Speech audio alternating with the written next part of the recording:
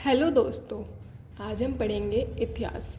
इतिहास भारतीय इतिहास को 3 भागों में बांटा गया है। प्राचीन भारत, मध्यकालीन भारत और आधुनिक भारत। तो आज हम पढ़ेंगे मध्यकालीन भारत। मध्यकालीन भारत में हम पढ़ेंगे भारत पर आक्रमण। भारत पर सबसे पहले आक्रमण अरबी लोगों ने किया। अरबी लोगों में से एक थे मोहम्मद बिन कासिम। मोहम्मद बिन कासिम पहले मुसलमान थे जिन्होंने भारत पर आक्रमण किया। इन्होंने सिंध पर आक्रमण किया था। सबसे पहले इन्होंने सिंध पर 712 ईस्वी में आक्रमण किया। और जब सिंध पर इन्होंने आक्रमण किया तो वह सिंध का शासक दाहिर था। अरबी लोग जो थे उन्होंने भारत पर आक्रमण करने का मुख्य उद्देश्य था भारत से धन लूट कर ले जाना और इस्लाम जो उनका धर्म था उसका प्रचार प्रसार करना था। भारत में अरबी घोड़े लाने वाला भी मुसलमान मोहम्मद बिन कासिम था। जजिया टैक्स भारत में लगवाया मोहम्मद बिन कासिम। ये जजिया टैक्स सभी को देना पड़ता था, बस ये विधवा औरतें और ब्राह्मणों और जो डिसेबल्स लोग थे उनको नहीं देना पड़ता था। गोल्डन कॉइन्स भारत में सबसे पहले चलवाने वाला मुस्लिम शासक भी मोहम्मद बिन कासिम था, जो कि गोल्डन कॉइन्स से दिरहम। तो हम कुछ बुक्स थी जिनका अरबी में ट्रांसलेट करवाया था। उनमें एक बुक थी चर्क संहिता और दूसरी बुक थी पंचतंत्र। अब हम इसके बाद पढ़ेंगे तुर्की आक्रमण। तुर्की आक्रमण 932 ईस्वी में अल्पगीन नामक एक तुर्की सरदार थे जिन्होंने गजनी साम्राज्य की स्थापना की थी, जिसकी राजधानी थी गजनी। अल्पगीन की मृत्यु के बाद कुछ समय तक गजनी में पृथ्वीन ने शासन किया था। इसी शासनकाल में सर्वप्रथम भारत पर आक्रमण किया गया था। प्रथम तुर्क आक्रमण के समय पंजाब में शाही वंश का शासक जयपाल था। वो वहाँ पे शासन कर रहा था। अल्पगीन का गुलाम था और उसका दामाद भी सुबदगीन, जो कि 977 ईस्वी में गजनी की गद्दी पर बैठा। महमूद गजनी थे वे सुबदगीन का पुत्र था, जिसका जन्म 1 नवंबर 971 ईस्वी में हुआ था। इसने अपने पिता के काल में महमूद गजनी में जो शासन किया था उसे खुरासन के नाम से जाना जाता है। महमूद गजनी 27 वर्ष की अवस्था में गद्दी पर बैठ गया था। महमूद गजनी को अल्हादी बिली ने कुछ उपाधियाँ दी, जो उपाधि थी यमीन उद दौला तथा यमीन उल मिल्हा। महमूद गजनी ने भारत पर 17 बार आक्रमण किए थे, जिसमें से कुछ आक्रमण महत्वपूर्ण है। महमूद गजनवी का भारत पर आक्रमण करने का मुख्य उद्देश्य था कि भारत से धन लूट कर ले जाना। महमूद गजनी एक मूर्ति भंजन आक्रमणकारी था, क्योंकि इसने ज़्यादातर मंदिरों पर आक्रमण किया और वहाँ से मूर्तियाँ चुरा कर ले गया था। महमूद गजनी ने भारत पर सबसे पहले आक्रमण 1000 ईस्वी में किया था, जो कि पेशावर के कुछ भागों पर इसने अधिकार कर भारत के देश को लूटा। महमूद गजनी ने एक आक्रमण 1001 ईस्वी में किया था, जो कि शाही राजा जयपाल के विरुद्ध था। इसने जयपाल को पराजित कर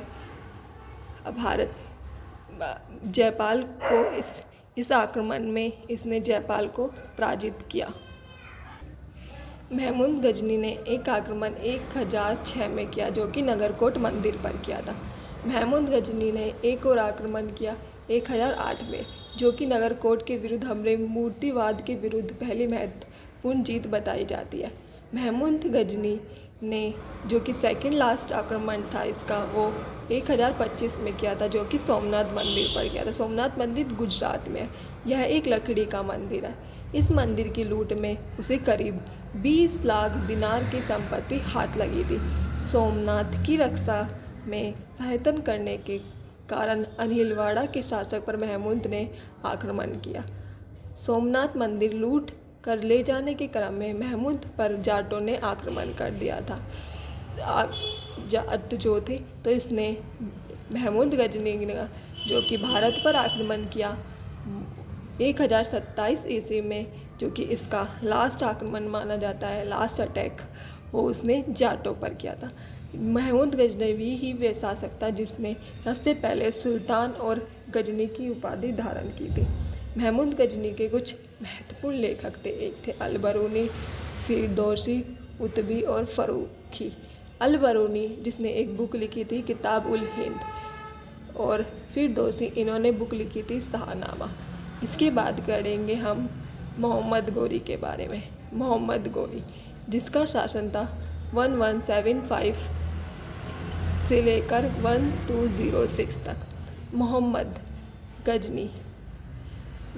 गजनी के अधीन एक छोटा सा राज्य था जो कि 1173 ईस्वी में शहाबुद्दीन मोहम्मद गोर का शासक बना। इसने भारत पर पहला आक्रमण मुल्तान के विरुद्ध किया था। मोहम्मद गोरी ने दूसरा आक्रमण 1178 ईस्वी में कोटान जो कि गुजरात में है उस पर आक्रमण किया। यहाँ का शासक था भीम सैकिन।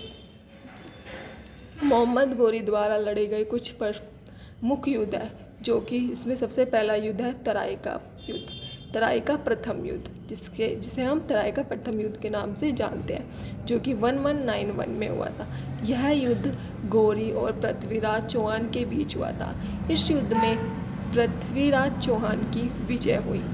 दूसरा था तराई का द्वितीय युद्ध जो कि 1192 में हुआ था। यह भी गोरी और पृथ्वीराज चौहान के बीच हुआ था। इसमें गोरी ने विजय पाई। तीसरा चंद्रवर का युद्ध जो कि 1194 में हुआ था, जिसमें गोरी व जयचंद्र के बीच हुआ था। इसमें भी गोरी ने विजय पाई। मोहम्मद गोरी भारत के विजय प्रदेश पर शासन का भार अपने गुलाम सेनापतियों को सौंपते हुए यह गजनी वापस लौट गया। मोहम्मद गोरी की हत्या 15 मार्च 1206 ईस्वी को कर दी गई। मोहम्मद गोरी के बाद आता है सल्तनत काल, जिसे हम दिल्ली सल्तनत के नाम से भी जानते हैं। सल्तनत काल का पीरियड है 1206 से लेकर 1526 तक।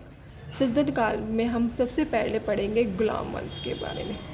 गुलाम वंश जिसकी स्थापना 1206 ईस्वी में हुई थी, जिसकी स्थापना कुतुबुद्दीन ऐबक ने की थी।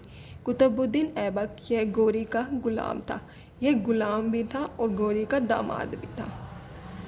कुतुबुद्दीन ऐबक ने अपने राज्य अभिषेक में 24 जून 1206 ईस्वी को किया था। कुतुबुद्दीन ऐबक ने अपनी राजधानी लाहौर रखी, यानी जब दिल्ली सल्तनत की राजधानी सबसे पहले लाहौर थी। कुतुबुद्दीन ऐबक ने ही कुतुब मीनार की नींव डाली थी, और इसने कुतुबुद्दीन ऐबक ने ही दिल्ली में कुव्वत उल इस्लाम मस्जिद और अजमेर का 2.5 का दिन झोपड़ा नामक मस्जिद का निर्माण करवाया था। ऐबक ने कुतुबुद्दीन ऐबक को लाख बख्श यानी लाखों का दान देने वाला भी कहा जाता है। और हम कुछ इसमें पढ़ते हैं इल्तुतमिश के महत्वपूर्ण कुछ कार्य हैं। जो कुतुब मीनार था उसका निर्माण मतलब सबसे लास्ट में जो किसने करवाया था, वो इल्तुतमिश ने करवाया था। तो इस कुतुब मीनार के निर्माण को पूर्ण करवाया था इसने। सबसे पहले शुद्ध अरबी सिक्के जारी जो किए थे वो भी इसी ने किए थे, और इक्ता प्रणाली भी इल्तुतमिश ने चलवाई थी। 40 गुलाम सरदारों का एक संगठन बनवाया था जिसे तुर्क-ए-चिल्हागानी नाम से जाना जाता है। सर्वप्रथम दिल्ली का अमीर का दमन भी इसने किया था। तो हम पढ़ते हैं प्राचीन नालगंदी विश्वविद्यालय को ध्वस्त करवाने वाला ऐबक का सहायक सेनानायक बख्तियार खिलजी था। ऐबक की मृत्यु के बाद 1210 ईस्वी में चौगान खेलते समय घोड़े से गिरकर हो गई थी। तो हमसे पूछा जाता है कि चौगान खेलते समय मतलब घोड़े से गिरकर किस शासक की मृत्यु हुई थी, तो वो शासक था कुतुबुद्दीन ऐबक। इसे लाहौर में ही दफनाया गया क्योंकि इसकी मृत्यु लाहौर में ही हुई थी। तो हमारे यहाँ से एक महत्वपूर्ण क्वेश्चन बनता है। ऐबक का उत्तराधिकारी था आराम शाह, जिसने सिर्फ 8 महीनों तक शासन किया था। आराम शाह की हत्या के बाद इल्तुतमिश 1211 ईस्वी में दिल्ली की शासन की गद्दी पर बैठा। इल्तुतमिश, अब हम पढ़ेंगे इल्तुतमिश के बारे। इल्तुतमिश तुर्किस्तान का इल्बरी तुर्क था। ये भी ऐबक का गुलाम और दामाद था। और जो ऐबक था कुतुबुद्दीन ऐबक, वो मोहम्मद घोरी का गुलाम था और दामाद था, इसलिए इसको हम गुलाम वंश के नाम से जानते हैं। इल्तुतमिश लाहौर से इसने दिल्ली की मतलब राजधानी लाहौर से बदलकर इसने हौज ए सुल्तानी का निर्माण देहत-ए कुल्लू के निकट करवाया था। इल्तुतमिश पहला शासक था जिसने 1229 ईस्वी में बगदाद के खलीफा से सुल्तान पद की विधानिक स्वीकार की थी। इल्तुतमिश की मृत्यु अप्रैल 1236 ईस्वी में हो गई थी। एक शासक आया था चंगेज खां। इससे बचने के लिए ख्वारिज के सम्राज्य जलालुद्दीन को इल्तुतमिश ने अपने यहाँ शरण नहीं दी थी। जो ये था चंगेज खां। तो इल्तुतमिश जो था उसकी मृत्यु के बाद उसका पुत्र रुकनुद्दीन फिरोज गद्दी पर बैठा। तो दोस्तों आज हम बस यहाँ तक ही पढ़ते हैं, इसके आगे की कहानी हम कल स्टार्ट करेंगे। तो दोस्तों आपको कैसा लगा लाइक कर बताएं। धन्यवाद।